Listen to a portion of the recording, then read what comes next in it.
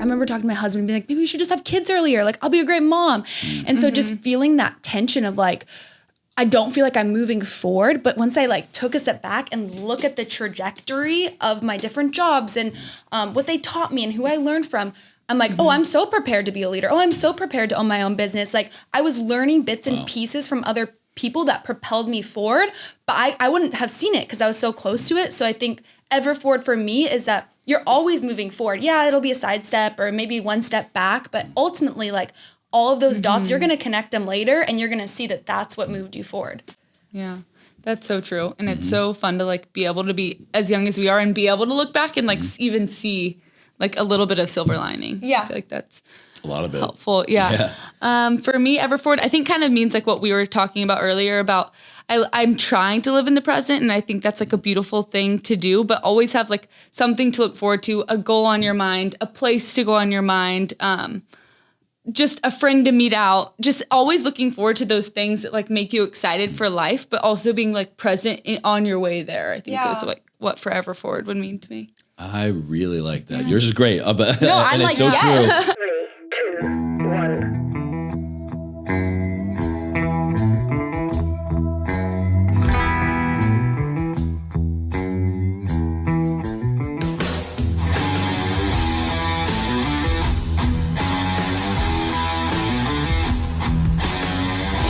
Hi, I'm Kennedy Crichlow. And I'm Mary Ralph Lawson. And we're best friends and co-founders of Daily Drills. Daily Drills was birthed mid-pandemic, so we're only a year and a half old. And on this podcast, we're talking all things entrepreneurship, being young, fresh out of college, unsure about what that next step looks like, and moving forward out of failure. So stay tuned. Listen to what we have to say. Welcome, ladies. Thank you. This is really cool. National International Women's Day? International Women's Day. Let's Right. go. It's like I planned this. We got I know. 2 boss ladies here in the studio. Please introduce yourself and what are we here to talk about? Because you all have had one hell of a journey the last couple of years. Yeah. It's been pretty crazy. I'm Kennedy Crichlow. I am co-founder of Daily Drills. Do it alongside my best friend. I'll let you introduce yourself. I'm Mary Ralph, and I'm Ken's best friend and co-founder of Daily Drills. You kind of came together in a unique way. I was getting to know your story more and it was like, hey, I'm thinking about doing this thing. I like to do this part. You like to do that part. How has that kind of served the foundation of starting and running a successful business, kind of really starting in each of your strengths? Yeah, that's a great question. Well, wasn't that contrived? I literally texted Ralph. I was like, hey, like we were actually both freelancing with a woman. I was like, she has some extra stock fabric. Like, want to use it? She's like, yes. And so we didn't originally like go into the business being like, I'm going to do operations, you're going to do creative. We just were like, we're a great fit. We've always circulated ideas and love entrepreneurship, wanted to start our own business. So it was kind of like right place, right time, I'd say. But then just kind of as the business evolved, we had conversations where like, I love doing these things. These things really drain me. And then we realized like, thank God we didn't, we love the different parts of the business. Yeah. I feel like if we would have known that we were so different, we would have like jumped on it quicker and done it sooner. Yeah. But after working together, I feel like is when you really learn like, okay, this is what drains me. This is what fuels me. And then one day we did an exercise and Ken was like, let's just write down all the things we love to do and all the things we hate to do. And then we can just like kind of compare and see kind of, because at the beginning, obviously it starts and we're both packing. We're both doing everything. And then we had our first hire and we're like, okay, we kind of, when someone asks us like, you're co-founder, but what do you do? We didn't really have like a title. And then we still don't, but Ken's more operations, I'm more creative. And our list were actually the exact opposite of each other. Like there you go. All the things I loved were on all Ken's hate list. I'll do it, but I don't want to do it. Which was so crazy because like, obviously with your best friend, you're never going to like sit down and write, oh, these are the things I love to do. These are the things I hate to do. We would be good in business together. But it was like, such a crazy thing to look at that afterward. And I'm like, oh, we're actually a perfect like business pairing as well. And cool. It wasn't the easiest of times to get started. This was all kind of a COVID baby, right? Yeah. Pandemic baby. Yeah, we were kind of, we had obviously extra time, a little bit of board. We were both freelancing for a woman that became our third partner. She's our manufacturer now, which we would have never known back then. But I feel like it was kind of the time, like out of a lot of stillness and boredom comes like good ideas, you know, as when you look back, you see that. So thankfully it was like a good thing that came out of 2020. Yeah. And we originally started thinking we were going to be an activewear line. So we started with black leggings, black biker shorts, white t-shirts, like the basics. And honestly, we didn't have the money for anything else. We were using extra fabric. We thought we were going to be workout instructors because we both like fitness. And then Thank God we're not workout instructors. That first drop, we were like, okay, no, like we love fashion. Let's do something a little bit more fashion forward. And I think just mid-pandemic, everyone was in their sweats, their pajamas. Like no one was really feeling inspired by fashion, and they were buying loungewear. I haven't gotten out of my hoodie. They weren't excited by it. Yeah. There's nowhere to go. So we wanted to create pieces that people could style up if they wanted to, but they also felt super comfortable and great lounging around the house in. Have you been worried at all about creating something that is so specific to now? Like you just said, you created something that I think we all can relate. We're chilling a lot more the last couple of years, many of us. Are you worried about creating something that fit a need here and now that may or may not be a need tomorrow? I don't think we were, because we've always seen like athletic and lounge as just kind of the very beginning. The athletic fabric is what we had access to at the time, when obviously no production wasn't happening as quickly as we hoped. Then finally we got lounge fabric, and we've done that. And then we've slowly like pushed the boundaries. Yeah. Our goal is for all of our consumers and listeners and followers to be like, of course they would do that. Of course Daily Drills would do that category. Like we're pretty much have every category plan that we want to do in the next probably 2 years. It sounds silly. Like at the beginning, I'm like, I really want to do a dress, but Ken was like, okay, let's try like lounge first, and let's try this second. And we did a lounge oversized hoodie dress as the beginning. So we've kind of like started to push into other categories. Lounge oversized hoodie dress. Yeah. Okay. So the funny story is for my very first date with my boyfriend that we've been dating for 3 years now, I wore this like oversized hoodie as a dress to our first date. And so I called it the first date dress. And my friend was going on a date 6 months later, and she was like, what do I wear to my first date? And I was like, you have to wear the first date dress. You have to wear the hoodie dress. And it was just like an oversized vintage hoodie that I had. And so then we made it Christmas of last year, and it like sold out within a few hours of launching it. It's pretty crazy. So it's just like a larger, like your boyfriend's hoodie almost. Yeah. But that we made. My boyfriend doesn't wear a hoodie. Yeah, he doesn't. I'm the boyfriend hoodie. But yeah, so it's just kind of like we're always trying to do the next thing. Like, okay, now people are going, but they love sweats, but they're going out. Okay, oversized hoodie dress. Now they're doing this. So we're going to do this summer. We have a new category coming that will be fun and for summer. So kind of always doing that. All in all, from start to where we are now, 2 years, less than 2 years? Year and a half. Year and a half. Okay. Yeah. So it sounds like you're very on the ball in future thinking, being such young apparel entrepreneurs. And, you know, like I was telling you earlier, my brother created Ever Forward apparel. And I remember from the very beginning, we lived together for a year, especially in kind of like EF apparel's infancy, and shit was just everywhere. Yeah. Actual apparel, but also ideas and concepts. It was very scatterbrained. And my brother had a very clear vision, but just to know how to execute takes time, years. I'm hearing you talk about things that people develop years and years later. So who's your inside woman on this stuff? How are you getting this kind of clarity in future thinking? I feel like we're both pretty instinctual, and kind of going back to what you were asking earlier, I think if you look at like traditional structures, they definitely like find one category and they own it. And then 3 years down the line, they come out with, you know, you think of like Aloe. They might expand it was like later. Totally activewear. And then now they're like cross category a little bit, lounge, some cashmere. And at the beginning, like that's kind of what we were looking to. And then we were like, fuck it. Like let's create stuff we're actually excited by, because we have followers who are excited by what we're excited by at the end of the day. I don't really know where I was going with that. But it is kind of like, if we're instinctual and in tune with pushing the boundaries forward, then it's going to be fine, because it's going to, like, Daily Drills is who we are at the end of the day. Yeah. Like, I feel like it really exudes our personality as spontaneity and positivity, and that translates in our clothes. And so I do think, like, as long as we have that core messaging and that core focal point of what are we excited by and what are we dressing in and what are we looking for in the market, it'll kind of be aligned with us. Yeah. And we're still in testing growth mode. Yeah. And the reason that we're able to do it and able to scale it so fast is kind of what you were saying, is we do have a third partner that is in the manufacturing space. She's been there Great, much yeah. longer than us. I'm 25, Ken's 26. So this is our first, well, not very first apparel line. I did something in 7th grade. Kennedy did something a few years ago, but we've both, sure, that it's counts. like our Yeah. both actual full first business, but she's been in the space for a really long time. And so I think it's helpful just to find someone like Ken found her on LinkedIn, and that's the only, like I've never even logged on to There you go. LinkedIn, There you go. and so that's our difference right there. But it's just you can find people that will help you in the ways that you can't do things yourself. Like Mentors I did are not everywhere, go to yeah. school for fashion. I wish I had, looking back on it, but you don't have to go to school for it to Yeah. do it, even at 25. Yeah. And she's great with trend forecasting, and she really listens to us and helps like bring our ideas to life, but also challenges us in our ideas. You know, is it just you guys who are going to like it, or what is your audience saying about it? Sounds like a good partner as well as mentor. Yeah, For sure, she's amazing. We love her. I want to go back to a key word. I heard you say followers, following.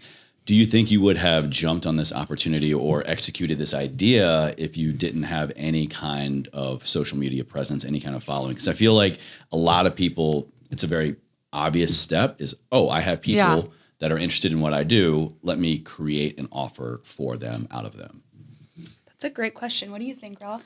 I think it made it much easier. Like the risk was definitely not as huge because we each had our own platform that sort of was a good like first step and first market to show everything to. I think it had always been a dream of mine. I had done a lot of brand partnerships, but to have a brand of my own, I thought was like the final goal, but I didn't think it was going to come that quickly.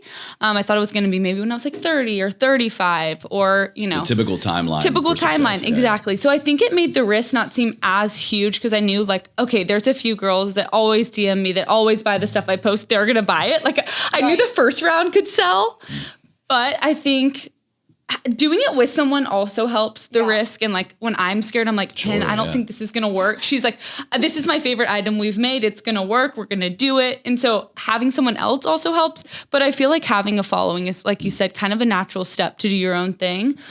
So I think that's like the initial push that we had. I agree. Yeah. Those cues you were talking about, I think are very important. When you're sharing something in your life on social media, whether it's your mom and your neighbors watching or, you know, people around the world, 1,000 people or 100,000 people, those are hints. Those are clues for what could be. But there's a right way, there's a smart way to go about executing on those clues or gathering them up first and foremost to see, what do I have here? What could I have here?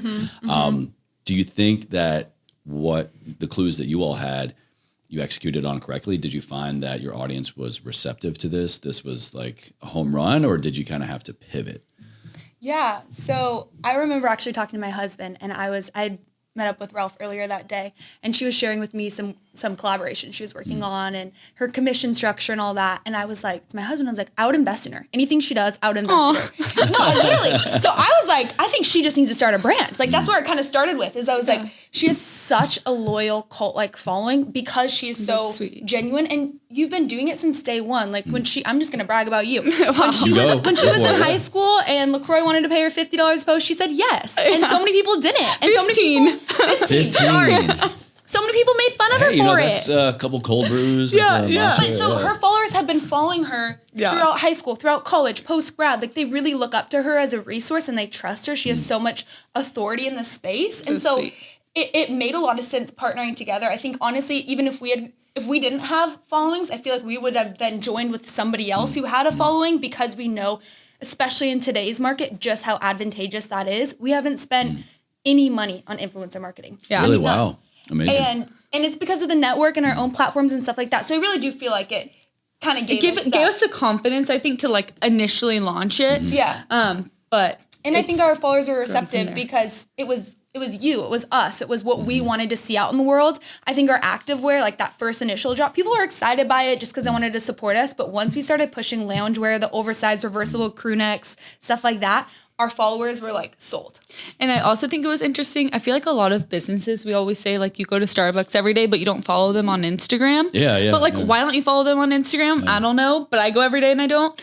So we're like, okay, you follow people that you connect with or that have a personality that you like. So let's make Daily Drills be almost like a person or an older sister or a positive influence. And I like so, that. yeah, Yeah, which yeah. was kind of interesting at the beginning. Making And an identity, not Yes. just a product. Yes. Right. And then we would, because it's obviously two of us, and I would want to do pink, Ken would want to do blue, or let's just say, and we'd be like, okay, let's ask the girls. We literally call our followers the girls. We're like, let's ask the girls what they want. Advisory board over here. Yeah. And then we ask them, and they're like, okay, all this color, you all need to do this, or the next piece needs to be this, or please do swim, or anything like that. And then we'll be like, all right, let's do it. Like this, our Christmas I know what you're gonna say. I wanted to go to Hawaii so bad. It was cold in LA. I was like, we're going to Hawaii, Christmas in Hawaii. It'll be so cool. And then Ken was like, okay, maybe Aspen would be a good idea because it's more like traditional. People are liking the classic Christmas. And we asked our followers, we already had our tickets and everything to Hawaii. And they're like, you got to go to Aspen. Literally, it was like 99% Aspen. And we're like, screw it. The week before, we rearranged our entire shoot. Everything, because we're like, okay, they're part of it. Like they told us to go here. We have to do what they tell us to do. Like they're the customer. So I think that's kind of been fun too, because they're like our third partner. I feel like. What this is reminding me of, did you all read these books growing up? It's like the choose your own journey kind of book. I feel like that's kind of what I'm hearing. It's like a choose your own product, choose your own, how you're going to join in on our business journey. Right. I think it's very smart, especially to tap into an audience that is already interested in you. Why not create what they want? Right. Why go through the possible potential struggles of this flopped or this didn't hit as hard as we had hoped? Or even then trying to be like, no, this is great. Trust me, guys. Trust me, girls. Like, this is good. You need to get it. You want to get it. And then it just becomes a struggle.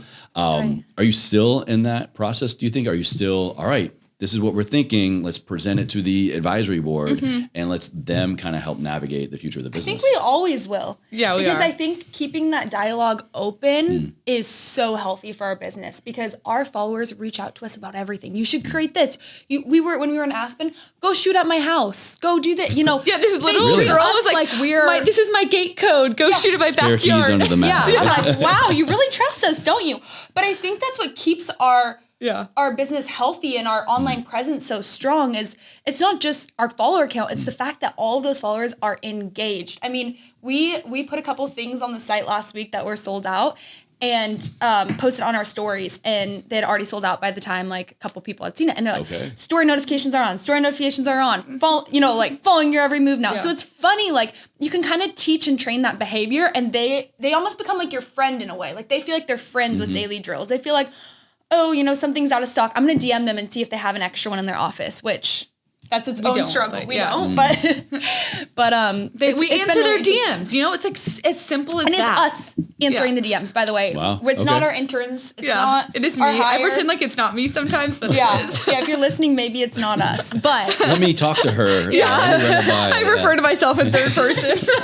We'll pass it off to customer support, but. Yeah, it's just. It keeps us close to the brand and it keeps us engaged with what our customers want. And it's changing too, right? Like our customer base is growing and evolving and I think change is healthy. We want to be growing. We want to be uncomfortable. I think that's how we've got this far. So I can only see the communication getting stronger. All right. So here's my opportunity to share a little bit of wisdom, a thing that I've experienced. I've been in my own business now for going into 6 years. I wish that I would have delegated sooner. I don't know what or how sooner would have been, but you all are going into about your second year now, and I'm still very much involved in the day-to-day. Sounds like you are as well. Are you beginning to delegate? Is that on your mind? How do you think this is going to really, I guess the question is for the budding entrepreneur listening is, when is too soon or when is the right time to scale? When is the right time to add to your team? How do you know it's time to like put things off your plate? That was literally what we were talking about on our walk around the block yesterday. We were like, who can we ask that? Because that's like our question to other entrepreneurs that are probably 3 years down the road. Some of our girlfriends that we were asking. But I feel like that's something that we're wrestling with right now too, is like in who that hire is. We're definitely growing. We're definitely hiring more people. It's us. We have a full-time employee and a couple interns and we're looking for another full-time hire. But we are kind of trying to figure out, it's a fine line, right? Like, because it's still so small, I think it's healthy for us to be close to the brand and it's kind of like, boots on the ground hustle time. But then at the same time, it creates burnout if you're not delegating, right? Yeah. So I think it's definitely something we talk about frequently because our end goal is to sell or grow and sell. So we do also have to empower people to help us because we're not going to get there alone. And it was crazy after we just hired Claire as the name of our first employee.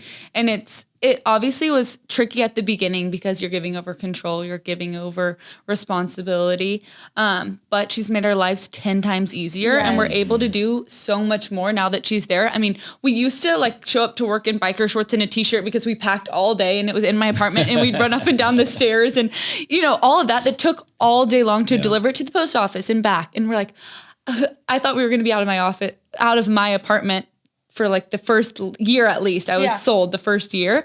But 6 months in, we got our first office space, which we're like, okay, we have to be the brand we want to be. Like, let's get an office space. And that was scary. Yeah. Like let's set up a FedEx account. Like it'll help us with a lot of time, not driving the packages 500 packages to and from the post office. So like little steps like that. And so every time we've taken a step, we've realized how much time it saves us and how much more time we have on the creative, on photo shoots. All of that has, scaled because we're able to focus our energy on that. So right now we're just trying to find the right hire for our second hire. We contract out a lot. Like our creative is our photographers, our graphic designer, but it's just, how did you do it? Like, when did you know to scale? Everyone says they wish they would have done it sooner, which is so interesting, but it's hard to trust yourself. Yeah. It really is hard to trust yourself. It's scary, even though you've already made that jump once, right? You've already made the jump from I work for somebody else or I'm doing something else. You left that to go all in on yourself. So you've kind of proven it to yourself, but I don't know, the second time around, I feel like it's a little bit more difficult because then it's not so much the jump, but it's the added responsibility of I'm responsible for this person now. Yeah. It's no longer just getting help or proving to myself. It's I need to delegate and prove to them that I can sustain this opportunity. Right. So true. Right. And cast the vision, give them the resources. That's on us. Yeah. So how do I tell you everything? I don't know. It's just in my head. It's in my head. The vision is and there. we're moving so quickly too. I'm like, we add things to our like collaborative doc. I'm like, thought about this in the shower this morning. I'm just going to add it to the doc. So it's like we're moving so quickly that it is kind of hard, like you're saying, to delegate and to keep everyone in the loop. But I definitely think it's alleviated so much for us. I also just think it's hard to find the right hire. It is. It's really like a cultural fit, hardworking, wants to do what we're doing.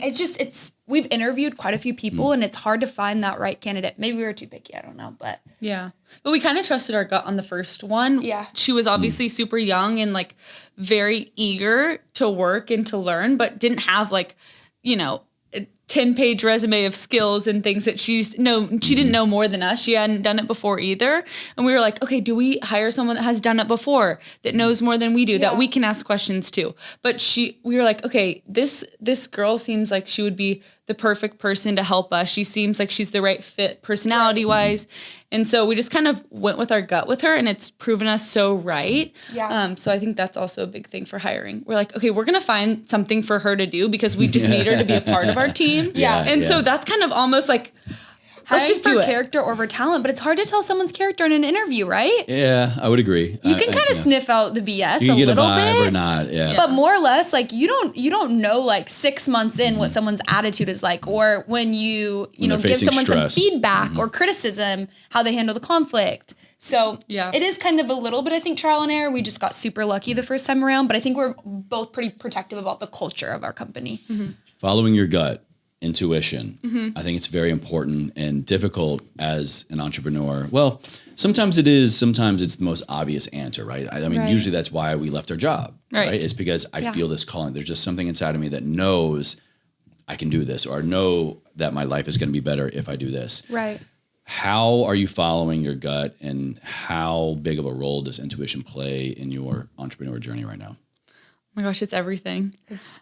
People, I feel like it's helpful too because both of us trust each other's gut. Like Ken will be like, okay, if your gut's telling you to do it, we're doing that. Like we both trust each other, trusting ourselves, which is super important. I think like I don't have to have a concrete answer. I'm like, trust me, I just think this is what we should do. Then she's all on board. So I feel like, which is funny. At the beginning, I would be like, I'm very much super pragmatic, and Ralph is like a little bit more like dreamer and big picture, creative, big picture, and I'm like, what are the practical steps and how much risk is involved? Oh, that's perfect. Yeah. And so she would like come to me and she'd be like, we have to do this. And I'm like, why? what's the goal? How much money are we gonna make? And not like I was like badgering her, but like that's how my mind What's works. the KPI? And then she would get like really shut down and she'd be like, okay, fine, then we don't have to do it. And I was like, wait, no. Like, I think that's probably the right idea. Like, just say it's your gut. She's like, yeah, it's my gut. I'm like, okay, then we're doing it. Yeah. Because you have such a good instinct. Yeah, Like, but I you feel like we know. also we both know too, because we're both so involved in our customers, you know, so Yeah. even people are like, oh, how many sweatshirts do you order? Like how many,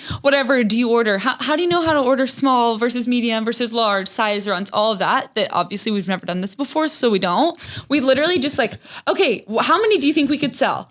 This many? All right, let's do a few more than that to push ourselves. Like, and then let's look back and just see like how many we should do small. Maybe we should tweak that. Like it's very like with our gut, we're only a year and a half into it. So we don't have tons of data to run things off of. Yeah. We're always trying new things. So they're brand new and fresh and nothing to like compare against.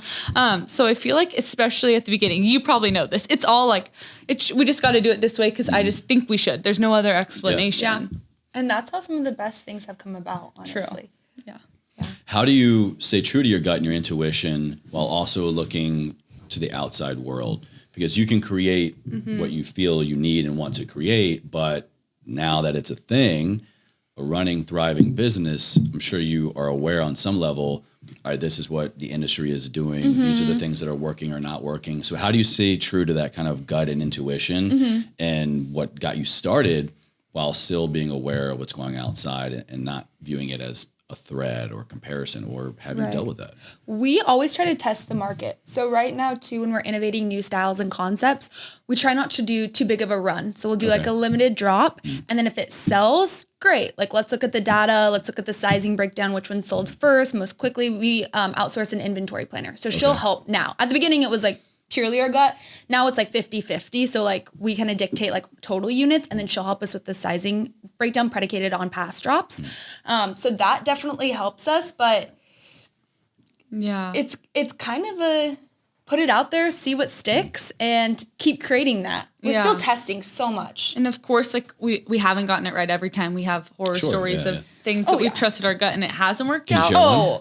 Well, take us back We can to talk to today about today's forecast. Yeah. take us back to a worse moment. There's one sweatshirt that everyone now wants, Everyone but no wants one a wanted sweatshirt it now. back then. Yeah, so we have our oversized reversible crew neck. It's like our signature staple item, bestseller. We gave you one of those. Yeah. And we wanted to put a graphic on it. We're like, this is gonna be so cool. Like, it's definitely Very in trendy. line with what like a lot of companies like Mad Happy and I feel like a couple other ones were doing, just like with using graphics and fun design concepts. So like we worked with one of my best friends. He's an amazing graphic designer. We were so stoked on the graphic, on the colors. We launched it, crickets. No, Crickets. I think we sold to 80. So we ended up, this is really interesting. We had been really stingy about how much we were gifting. Like literally we'd be like, Mom and Dad, you're paying full price. Like, we don't give it to anyone. You know, like we were literally like very stingy. And we were like, you know what? We're just gonna gift it. And so that's what really started the momentum, I think. So it's funny how something that was To get it felt out like a there. crisis actually turned into an amazing learning for us. And that's why I say everyone wants it now because we gifted it to all the coolest influencers that we knew. And they lived in it. It was funny. Like all those people loved it. Anyone who had it loved it. I think we priced it a little too high. Yeah. Maybe. And it was kind of our customer base is kind of more Southern, more like from Texas. They're not really as like comfortable with a loud statement graphic. Gotcha, like gotcha, in yeah. our LA, like Yeah. And I think that goes back to your question about like comparison in the outside world. It's just interesting. We're like, this is what all the people in our circle think is cool. Yeah. Like this company's amazing. We kind of want to be more like them. So we try it and we're like, okay, things that are more daily drills work better than things that aren't. And so that's when I think we kind of like put our heads back in our own lane and we're like, okay, what are we good at? What do we love? What do we know how to do? Let's like kind of stick on that path. Yeah. So it really did teach us a lot. Yeah. And innovating within those lines too, like our patch, this is actually a brand new patch. This is a brand new sweatshirt. We're It's a getting jacket. some new here. All right. It's coming out this month. I love exclusives. But we have patches on all of our pieces. It's kind of like our signature staple. So it can be a super minimalist, you know, hoodie or sweatshirt or whatever, and it's always gonna have our patch on it. I shouldn't say always. like For right that, now, yeah. it has our patch. Yeah. But then Getting we ready were for like, St. let's Patrick's do more of Day? like a retro. I think it does come out on More of like a retro patch Yeah. now. So like kind of innovating within the lines of what people are excited by. Excellent. I want to ask you, since we're here on National Women's Day, as we're recording, what are your thoughts? What has been your experience being female co-founders running your own business, I'm assuming you have a fairly, like, majority of your audiences are probably female as well. What's it been like creating a business, working together in your own world, and kind of just being boss ladies, you know? I mean, have you, I guess I don't know what I'm trying to ask you, actually, to be honest. It's like, we see a lot of businesses start, a lot of apparel, especially, and that are male run. Right. My brother, for example. Yeah. And I think there are a lot more options out there for male founders, or maybe that's just what we're seeing. Right. Yeah. How have you been aware of this being two female co-founder businesses? Yeah, it's a great question. Actually, I feel like we inherently have conversations about it all the time where we're like, I don't know, are we prepared? And we're like, okay, if like men in general are very much traditionally very much more like decisive and I can do it. And like, that's just kind of always been like historically, I feel like the temperament of a man, and women are very much like, I'm sorry. I catch myself apologizing all the time. All the time. Am I right? When we had to break up with our ad guy, it was like the most awkward thing. Yeah, I was like, it's not going to work anymore. I'm sorry. And I'm like, and as women, I feel like you kind of don't feel like you belong. Okay. You kind of feel like there should be also a man at the table, if that makes sense. But it's been so empowering starting my own business as a woman, as a female founder. Like, I'm proud, honestly. But it is interesting. Like, I do think sometimes we question ourselves a little bit more, or we're a little bit more timid, or we would look to someone, you know, I would look to a 26-year-old. Yeah. I would look to like a friend of mine who's same age, but he's a guy, right? And I'd be like, oh yeah, like, hell yeah, you can start your own business. But then I look at myself and I'm like, or even like my female friends, and I'm like, oh yeah, like, yeah, you can start a business, but like, it just the same level of opportunity doesn't quite feel right. Okay. I don't know if I'm saying it. Yeah. You feel like you could give the same advice to a male and it would be more quick and empowering, but with yourself and other females, I'm hearing a little hesitation. There's still like a bit of apprehension, I feel like.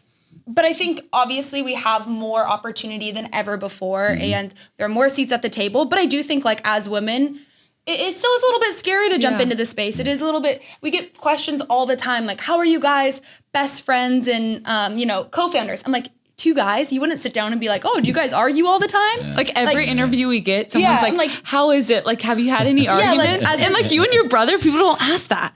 No. You know? They're not going to be like, yeah, are you arguing? You know, what's it like? They're going to be like, oh yeah, you're inherently, I kind of think people That's a good point. Question us. My relationship with my brother, but I'm just thinking of other like male co-founders, male whatever, that are doing something together. Yeah, it's usually just the whole personal relationship is already accepted. Yeah. Exactly. It's already accepted. So that does add like a different, even just, when we think about taking on investors and stuff like that, I do think there's a bit of a disadvantage still, but like we're making so many strides as women. I also think like what's been on my mind too, especially today, I'm like, if I can do it as a 25-year-old girl that lives in LA and Ken and I can do it, then like any girl can do it. Like, I don't care where you live, how old you are, what your idea is. Like, if we can do it, you can do it. So I feel like that's like a big It's been so empowering for us to realize like we can do it at this age, and especially in the world of social media and TikTok. Like, you can do it from your house. You can start your business from the comfort of your own home. And that wasn't available before. You had to have those prerequisites. You had to have the internship like your podcast experience. even. Yeah, like smartphone and a good internet connection. You can do a lot of things. Yes, right. Crazy. Yeah, so I think that's helped too. Yeah. So kind of keeping on the path with the relationship aspect in your business, what's it been like for your counterparts? You're married, correct? Mm-hmm. You have a boyfriend. Mm-hmm. What has been their contributions? What have been their thoughts? How have you been navigating? I hate to use the word balance. How have you been keeping that aspect of your life, those relationships thriving, as well as your business thriving? What's that journey been like? I feel like we're both very lucky. Like Ken always says this about Justin, her husband, and I always say this about Houston, my boyfriend. They're like definitely our biggest fans when it comes to it. And they're always like, I'll come home and I'll be like, oh, I don't know. Should we do this? Like, look at this office space. It's so nice, but I don't think we could ever have that. And both Justin and Houston are always like, are you kidding? Y'all could easily. Like they're the guys who want us to make more than them. They're like, go, start it. Like, create an empire, which I love. I couldn't be with somebody who like, sat on my dreams. I need someone to like call out my fears and like push me on to succeed. Yeah. So you're so right there. And I feel like your wife, even being on your podcast and everything, like they're very involved. Like we had a in-person event the other day and Houston was there like helping set up at the beginning of the day. And like Justin's coming by and helping bring this or do that. So I feel like they both help in ways that they can. Obviously they have full-time jobs too, but I think they both are really invested in it. And like, since we're co-owners, they kind of are, so yeah, I true. feel, By proxy a little bit. Exactly. Yeah. So Guilty I by feel like association. they love it more, and they like tell it to their friends. They're like our biggest hype people. It's so funny.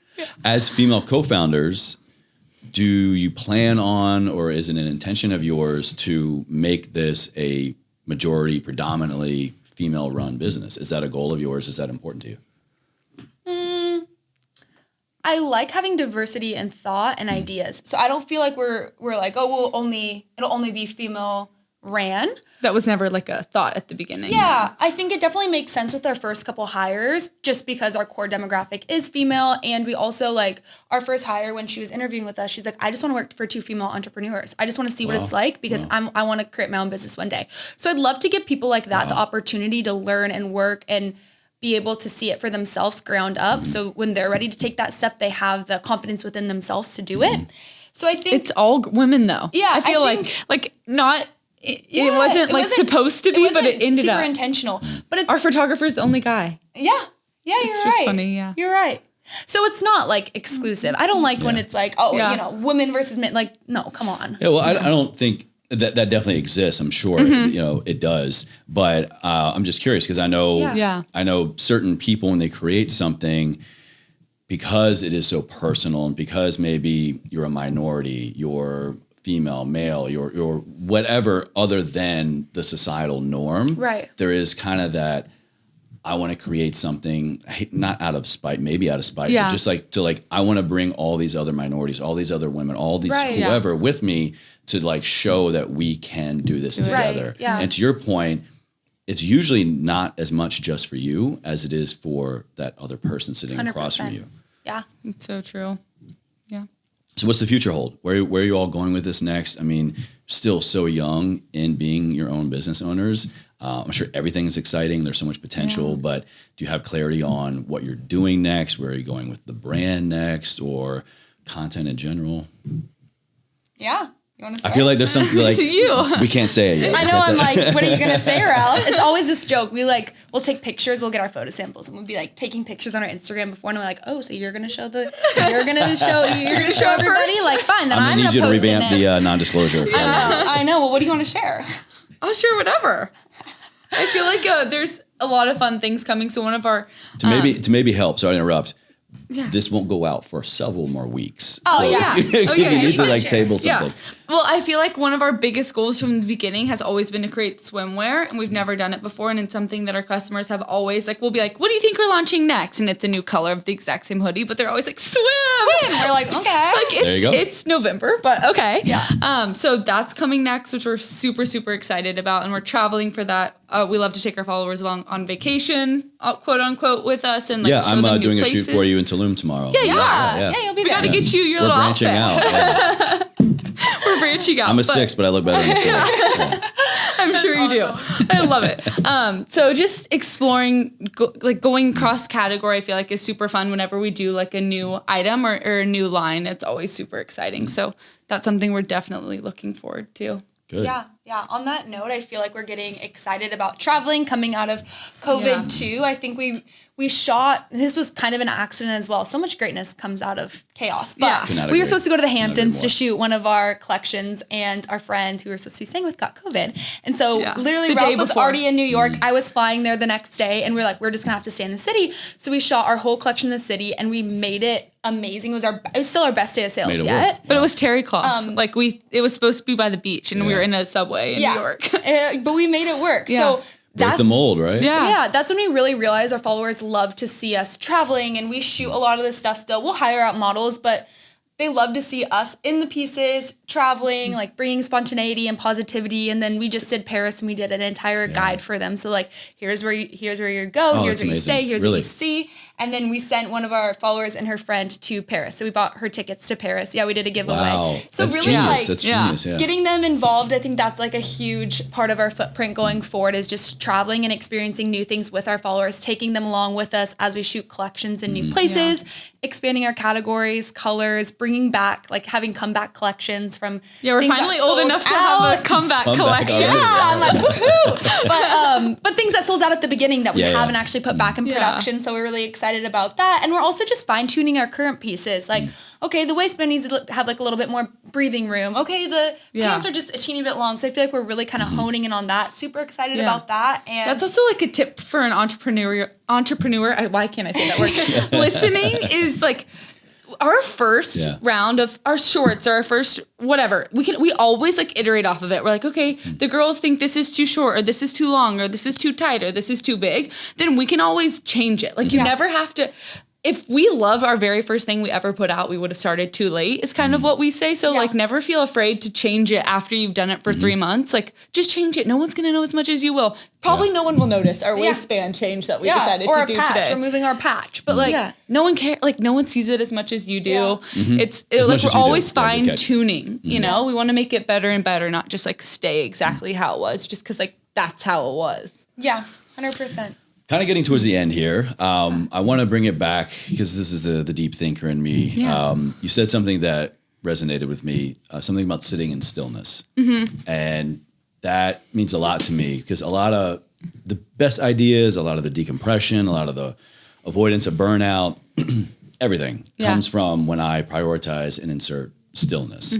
What did you mean by that? And do you have a practice of stillness? Is it I wish I did. meditation? Is it just chilling out? Is it going for a walk? Because I think that, especially as an entrepreneur, we need to go. We need to execute because it's for a while just all on us. Yeah. But again, if I can pass back any wisdom, and I'm glad to hear you're already practicing this, is prioritize the chill, the here and the now. Yeah. Maybe not as much as the go, but it needs to be a portion of it. So how do you do that? I feel like I wish I did it more now. And during COVID, it was such a good time to actually do it and see the benefits of it. I feel like I'm a very yes person and I like to go. So kind of when we started Daily Drills, it was slower. It was obviously during COVID. So things in LA, especially, were actually locked down. So we couldn't go anywhere. Then our like first full year of business, which was 2021, everything was starting to open up again. There was events again for the first time. There was travel taking place. So Ken and I always talk about, we said yes a million times and we did every opportunity we were able to do, which looking back was amazing and like definitely served us and served our business. But by the end of the year, like even thinking about going on a trip that during COVID we would have been so excited to do, we like didn't have that same excitement. And then I think we like looked back after a year and kind of took a deep breath and thought like, okay, there is actually a benefit to stillness and a benefit to pausing and not saying yes to everything and having time to like slow down and be in LA. We're like, we live in LA, but we're never in LA. So I just think that like going forward, it is a good thing to practice. I'm uncomfortable in stillness, I think, a little bit. Like I love always looking forward to something, like having something to do and go to and say yes to. But I do think like as I'm older, as more things like come up, more opportunities, I feel like I can see the benefit of stillness so much more. And so that's just something I'm trying to do that I'm not good at, but I'm trying to do. Yeah, That's all we can ever do, right? Just try. Yeah. I got something for you both. That's I got one of my favorite books. I got to give it to you. It's called Stillness is the Key. I gotta read it. It will save your life. Wow. It will save your life. Yeah.